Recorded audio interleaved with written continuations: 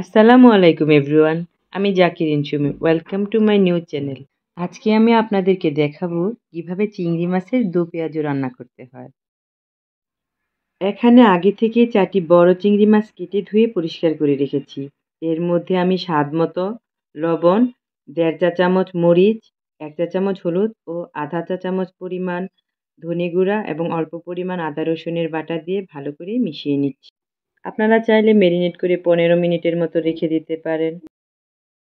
প্রথমে আমি চুলাতে একটা ফ্রাই প্যান বসিয়ে তাতে পরিমাণ মতো তেল ঢেলে দিলাম। মাঝারি সাইজের 3টি পেঁয়াজ কুচি করে কেটে দিয়ে দিলাম। তারপরে ভালোভাবে নাড়াচাড়া করতে থাকলাম যাতে পেঁয়াজগুলো পুড়ে না যায়। পেঁয়াজের রঙটা বাদামি হয়ে আসলে তার মধ্যে আমি আগে থেকে মাখানো চিংড়িগুলো দিয়ে দিলাম। মাছগুলো ভালোভাবে পেঁয়াজের সাথে মিশিয়ে নিচ্ছি। অল্প পরিমাণে পানি ঢেলে দিব যেন পুড়ে না যায়। ভালোভাবে নাড়াচাড়া করার পর আমি 1.5 কাপ পরিমাণ পানি ঢেলে দিলাম।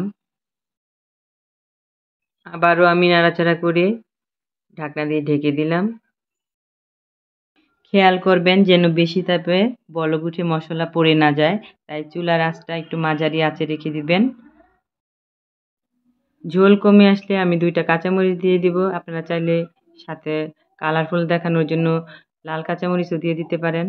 কম্বিনেশনটা একটু সুন্দর আসবে, দেখতে ভালো লাগবে।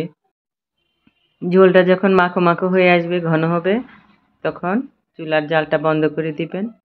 এভাবে রান্না করে দেখবেন, অনেক প্রশংসা পাবেন। এটা খেতে অনেক টেস্টি, একদম জিভে জল আসার মতো। পরিবেশনের জন্য একটা সুন্দর কাচের বাটি নিয়ে নেবেন। সবগুলা মাছ কাচের বাটির মধ্যে ঢেলে দিবেন। এই রেসিপিটি আপনাদের ভালো লাগলে নিজেরা বাসায় তৈরি করবেন। যদি ভিডিওটি ভালো লেগে থাকে তবে লাইক এবং সাবস্ক্রাইব করে আমাদের পাশে থাকবেন। ধন্যবাদ সবাইকে।